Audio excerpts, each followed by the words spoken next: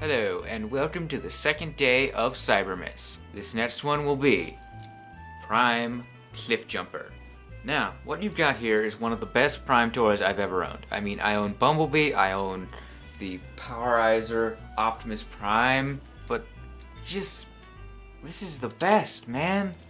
It's beautiful, and it's the best character in Prime. Fight me, fanboys. Starting off with the head, it's a very nice little bean with some fierce sculpting and some sharp, not so sharp horns. Got the, the no-nose thing, because it's a Prime toy. And you got a small light piping block. Moving on to the chest, we've got these pieces that faux his grill hood thing and split the grill, which is really cool. This piece goes in between that gap to really complete it. Going to the back, we have a problem with my copy of the toy. This is actually a really sturdy piece, but on mine it's really broken. Like, the clips are just awful in there. I think it's because of how we moved him, because he might not have gotten into the bins. Now, moving on from my problems and getting along to the toy, the arms, unlike the Legends dude we did before, actually have good range of motion. Full 360 at the shoulder. Little loose on mine once again, probably because of the way we moved him. A good elbow, even though you do have to turn it to get an actual elbow out of him. For some reason his elbows go in. I think that's more for transformation. The cool thing about these arms is that they do the Prime hand flip thing, with these gun barrels being his hand, sort of, because both hands can do a flip to a real hand, as you can see, with like good sculpting and really amazing finger deal. I mean, it's not posable, and it broke off. Moving on, let's go down to the legs before I have this thing disintegrate. All right knees, still pretty tight, even though he's had a lot of problems. The feet can do a nice little ball-jointed turn, and sadly, when I first found this guy back again when we moved, he didn't have a foot, so I had to borrow a foot from my Terracon cliffjumper, which I'll show you later. Now, that's about all for the different pieces of the robot. It really works, and I do also his hips have this beautiful spread. Now, moving on to the car is really annoying, but I'm gonna show you it anyway. And this transformation is going to be a little longer than Legends Ironhide. So what you want to do first is obviously get this little back panel off so that you can form the hood. Very carefully do that. And very carefully move this and then open these little notches up to finish off the hood. And I hope this thing isn't breaking on me. It obviously is, but bear with me because I'm scared. Alright, now that you've got the hood done, you can close up the roof, open this up, shrink in his head if the hood wasn't in the way and completely disintegrating on me. Alright, so you shrink in the head. And it broke off. Oh god, okay. Okay, round 3. Head's inside. Gotta flip around the torso, like so. And I think this should be enough to keep the hood stable. Now, you want to move around to the arms, because they're the easiest thing to do without touching the hood. You want to clip them into these little pegs. You want to clip them in right there. It'll make an odd panel line, but at least it looks cool. Flip it together. Now you move on to the lower arms. Flip these around. You don't have to keep the arms as hands for this. You can leave one as a gun, like I normally do. Close these up.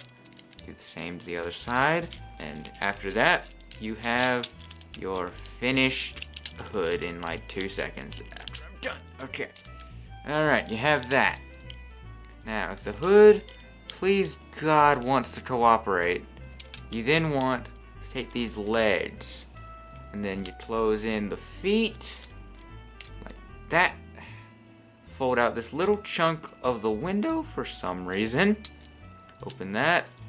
Close in the feet. Do the same thing.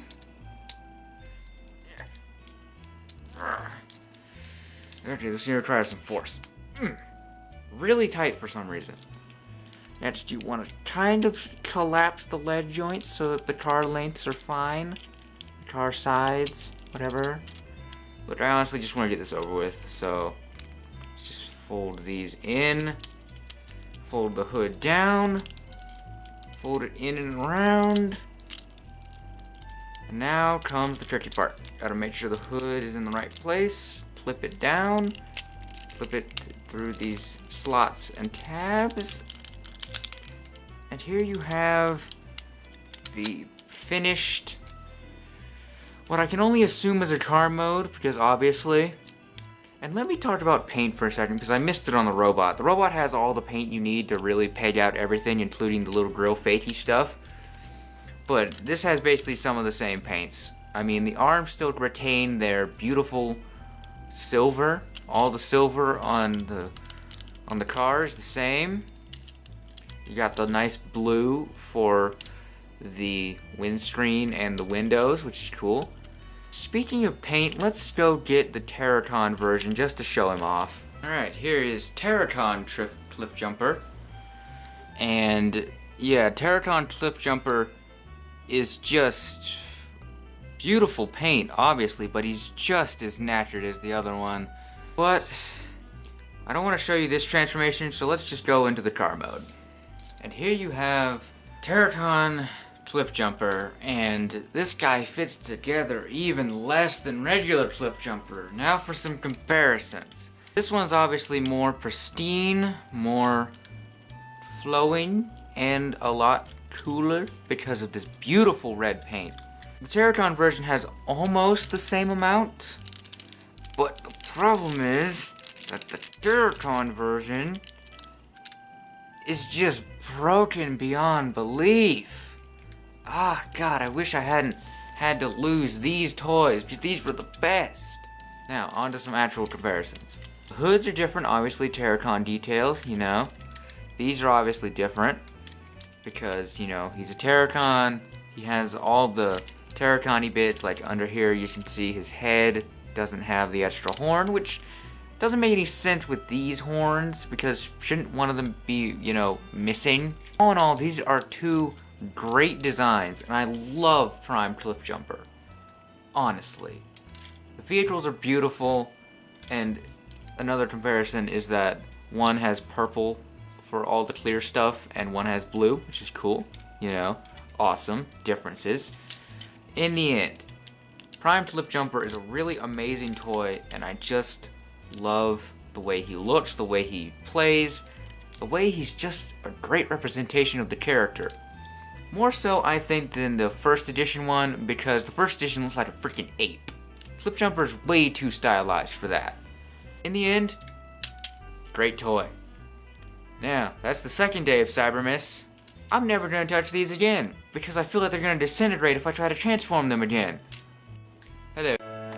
He knows when you are sleeping. He knows when you're on the can. He'll hunt you down and blast your ass from here to Pakistan. Oh. You better not breathe, you better not move. You're better off dead, I'm telling you, dude. Santa Claus is gunning you down. Yeah! Merry Xmas, everyone.